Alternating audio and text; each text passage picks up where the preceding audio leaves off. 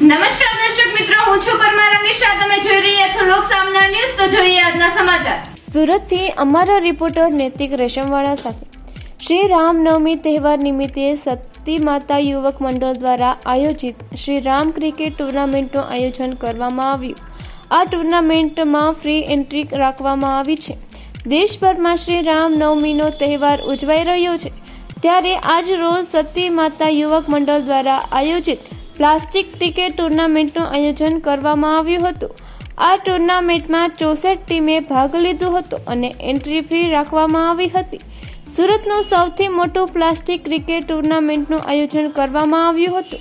આ ટુર્નામેન્ટ છેલ્લા 5 વર્ષથી રમાઈ રહેલી છે. આ ટુર્નામેન્ટના આયોજન તરીકે ફેનિલ સોવાડા, નક્ષ 11 તથા સ્વરા 11 અને સ્પોન્સર તરીકે જે સ્પોર્ટ તથા રોહિતભાઈ તથા જયેશભાઈ દળવી તથા તેજસભાઈ જરીવાલાએ યોગદાન આપ્યું હતું. આ ટુર્નામેન્ટ મુખ્ય મહેમાન તરીકે ઇન્ડિયા ગોટ ટેલેન્ટ ફેમ યુવરાજ યાદવ, જેણે ફિલ્મ એક્ટર સુનિલ શેટ્ટીએ ઘણી પ્રશંસા કરી હતી. યુવરાજે પોતાનું પરફોર્મન્સ આપ્યું હતું અને લોકોના દિલ જીત્યા હતા. હંમેશાની જેમ શેરીવાળાનો સાથ સહકાર મળી રહે છે. ઢોલ નગારા સાથે ટ્રોફીનું ઉદ્ઘાટન કરવામાં આવ્યું હતું. આખો માહોલ જાણે આઈપીએલનું ઓપનિંગ સેરેમની હોય એવું જોવા મળ્યું હતું. આપનું નામ? વિનોદ સરફલે. આજે રામનવમી નિમિત્તે આજે કાર્યક્રમ રાખવામાં આવ્યો છે, શું પ્રોગ્રામ? એમાં એવું હતું કે આજનો પ્રોગ્રામ એવો હતો કે તમે જોયું છે કે લાઈવ પ્રોગ્રામ આપણે જે વડોદરાથી આવેલા હતા એમનો લાઈવ પ્રોગ્રામ, અને આ ટુર્નામેન્ટમાં 64 ટીમ છે. જે 64 ટીમ રમાડવામાં આવે છે તદ્દન ફ્રી ઓફ ચાર્જમાં રમાડવા છે. આ ટુર્નામેન્ટ સુરતમાં ફ્રી ઓફ ચાર્જ કોઈ જ રમાડવામાં આવતું નથી. આપણા ફેનિલભાઈ છોવાડા જે આ 5મું સિઝન છે એ 5 સિઝન એમને ફ્રી ઓફ ચાર્જમાં રમાડેલી છે. અને આ વર્ષે બરોડા, ભરૂચ એવી રીતે બહારથી ટીમ આવવાની છે, તો બહુ ઉત્સાહ છે.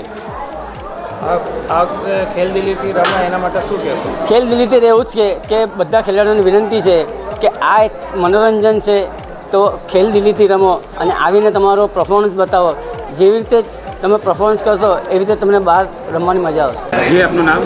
મારું નામ ફેનિલ હેમંતભાઈ છોવાડા છે. ફેનિલભાઈ, આજે રામનવમી રીતે જે કાર્યક્રમ ઉજવવામાં આવ્યો છે, શું પ્રોગ્રામ છે? આજમાં એવું છે કે આ અમારું સિઝન 5 છે. આ 5મું વર્ષ છે શ્રીરામ કપનું, ને અમે આ તદ્દન ફ્રી એન્ટ્રી રાખીએ છીએ. આ ટુર્નામેન્ટમાં કોઈપણ જાતનો ચાર્જ લેવામાં આવતો નથી, કોઈપણ એન્ટ્રી ફી લેવામાં આવતી નથી. આ 64 ટીમનો ટુર્નામેન્ટ છે અને આ અમારું 5મું વર્ષ છે.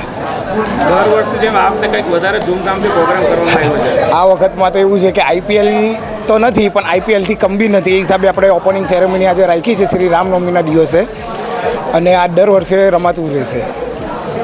કોણ મુખ્ય અતિથિ તરીકે આવ્યો? મુખ્ય અતિથિમાં મહેશભાઈ ગીલા છે, પછી આપણે વડોદરાથી આપણે મયુરભાઈ સોલંકી છે, આપણે નામ યુવરાજ યાદવને આપણે સ્પેશિયલ ઇન્વિટેશનમાં બોલાવેલા હતા. આપણે રોહિતભાઈ રાઠોડ સ્પોન્સરશિપ કર્યું છે, કિંજલભાઈ પટેલે સ્પોન્સરશિપ કર્યું છે, જયેશભાઈ દલવી, આ બધાએ આપણે ખૂબ સપોર્ટ કર્યો છે અને દર વર્ષે કરે છે. આપનું શું કહેવું છે આ કાર્યક્રમને? આ વર્ષે પહેલીવાર આખા ગુજરાતમાંથી ટીમો આવવાની છે.